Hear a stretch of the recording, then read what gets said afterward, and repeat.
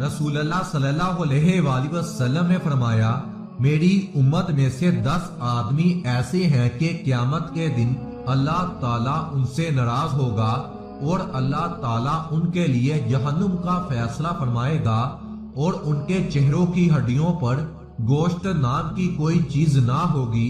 सहाबा कराम अजमाइन ने पूछा कि वो कौन लोग हैं? आप सल्लल्लाहु अलैहि वसल्लम ने फरमाया, नंबर 1, उम्र रसीदा शख्स जो जानी हो। नंबर 2, गुमराह करने वाला इमाम। नंबर 3, शराबी। नंबर 4, वालिदैन का नाफरमान। नंबर 5, चुगलखोर। नंबर 6, झूठी गवाही देने वाला। नंबर 7, ज़कात का इनकार करने वाला। नंबर 8, सूदखोर। नंबर 9, जुल्म करने वाला। नंबर 10, बेनमाजी। तारके नमाज के लिए क़यामत के रोज 2 गुना अज़ाब होगा।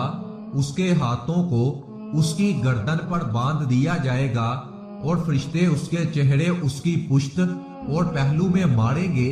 जन्नत कहेगी कि तू मेरा अहल नहीं और ना ही मैं तेरे लायक हूँ, जबकि जहन्नुम कहेगी कि मैं तेरे अहल हूँ और तू भी मेरे लायक है। बाखुदा आज मैं तुझको सख्त तरीन अजाब से दो चार करूंगी। उस वक्त में नमाजी को बड़ी तेजी से जहन्नुम में दाखिल कर दिया जाएगा और उसके मुंह के बल आग के सबसे निचले मकाम में फिरौन, हमान और करून की तरफ फेंक दिया जाएगा। रसूल अल्लाह सल्लल्लाहु अलैहि वसल्लम ने फरमाया, बेनमाजी को ज़कात देना हलाल नहीं और ना ही उसके साथ रहना और बैठना जायज है, क्योंकि उस पर आसमान से हर वक्त लानत नाजिल होती रहती है। रसूल अल्लाह सल्लल्लाहु अलैहि वसल्लम ने फरमाया, मैंने अपनी उम्मत के एक आदमी को मौत के करीब देखा, लेकिन वो अपने वालिदैन का फरमाबरदार था, तो वालिदैन के लिए उसको फरमाबरदारी ने मौत की सख्तियों को दूर कर दिया। मैंने अपनी उम्मत के एक आदमी को देखा कि उस पर अज़ाबे कब्रत मसलत किया जा रहा है, तो उस वक्त वजू आया और उसने उसको अज़ाबे कब्र से बचा लिया। और मैंने अपनी उम्मत के एक आदमी को देखा कि उसको गुनाह के फरिश्तों ने घेर लिया, तो उस वक्त दीगर फरिश्ते अल्लाह का जिक्र लेकर आए जो वो आदमी दुनिया में किया करता था, उसकी वजह से उसकी खलासी हो गई। मैंने एक आदमी को देखा जिसको ज़ाब के फरिश्तों ने घेर लिया, तो नमाज ने उसको नजात दिलाई। मैंने अपनी उम्मत के एक आदमी को देखा जो बेहद प्यासा था, जब कभी वो होश के करीब होता तो रश की वजह से होश तक ना पहुंच पाता, तो रोजे ने उसकी प्यास बुझा दी। मैंने अपनी उम्मत के एक आदमी को देखा जो अंबिया के हलकों के करीब खड़ा था, जब वो उनके साथ बैठने के लिए करीब हुआ तो अंबिया उसको दूर करते थे। उस वक्त नमाज की गर्ज से उसके गुस्ल जनाबत करने की वजह से उन्होंने उसको अपने पहलू में बैठा लिया।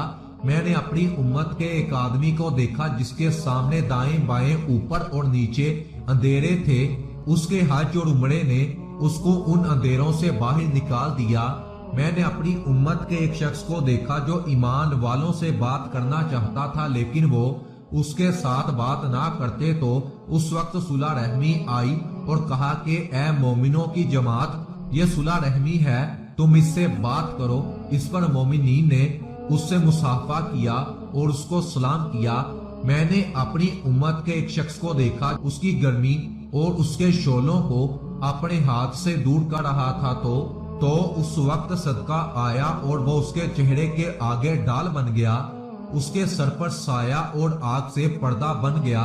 अल्लाह के रसूल ने फरमाया, बेशक जहन्नुम में एक वादी है जिसको लमलम कहा जाता है, जिसमें ऊंट की गर्दन की तरह मोटे और एक माह की मुसाफत के बराबर लंबे सांप हैं जो बेनमाजी को डसेंगे।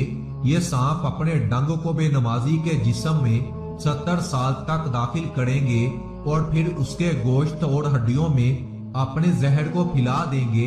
जानबूझकर नमाज छोड़ने वालों को इसी वादी में अज़ाब दिया जाएगा। और जहन्नुम में एक वादी है जिसका नाम जुब्बुल हुज़न है, उसमें बिच्छू हैं और हर बिच्छू स्याह खच्चर के बराबर है। हर बिच्छू के 70 डंग हैं और हर डंग जहर आलूदा है। ये बिच्छू बेनमाजी को डंग मारेंगे, اور اپنے زہر کو اس کے جسم میں پھیلا دیں گے اور وہ 1000 سال تک زہر کی حرارت اور شدت محسوس کرتا رہے گا۔ پھر وہ اپنے زہر کو اس کے گوشت اور ہڈیوں میں پھیلا دیں گے اور اس کی شرمگاہ سے پیپ بہنا شروع ہوگی، جس پر اہل دوزخ بھی اس پر لعنت بھیجیں گے۔ اے رحیم و کریم، ہمیں جہنم کے عذاب سے محفوظ رکھنا۔ اے کمزور و گناہ گار انسان، جب تک توبہ کا دروازہ کھلا ہوا ہے ہمیشہ توبہ کرتا رہے۔ چند اشار کا مفہوم ہے کہ رات کے اندھیرے میں کھڑا ہو اور آہستہ سے رات کی تاریکی میں اس ذات کی طرف چل جو تجھے دیکھ رہا ہے اور اس کی قربت حاصل کر اور کہہ کہ اے سب سے بڑھ کر معاف کرنے والے، تجھ سے نا امیدی نہیں، تو ہی میرا اور جائے امید ہے۔ اے پروردگار، میری توبہ کو اپنے فضل سے قبول فرما، تو ہمیشہ اور بے شمار گناہوں کو مٹانے پر بھی قادر ہے۔ اے خدا، اگر تو نے مجھے معاف نہ کیا اور میرا لحاظ نہ رکھا تو میں کس کے سامنے اپنی حالت زار کی شکایت کروں گا اور کس سے وسیلہ چاہوں گا؟ یہ حقیقت ہے کہ جو گناہ گار اس کے دروازے پر ذلیل ہو کر آتا ہے اور مصیبت کی وجہ سے اپنے کمزوروں ناتواں جسم پر روتا ہے کہ شاید میرا مولا اور احسان کرنے والا سخاوت کا اظہار کرے، تو اس وقت رحمت الہی جوش میں آتی ہے اور اپنے فضل سے اس کی توبہ قبول کرتے ہوئے اس کو ذلیل سے مقبول بنا دیتی ہے۔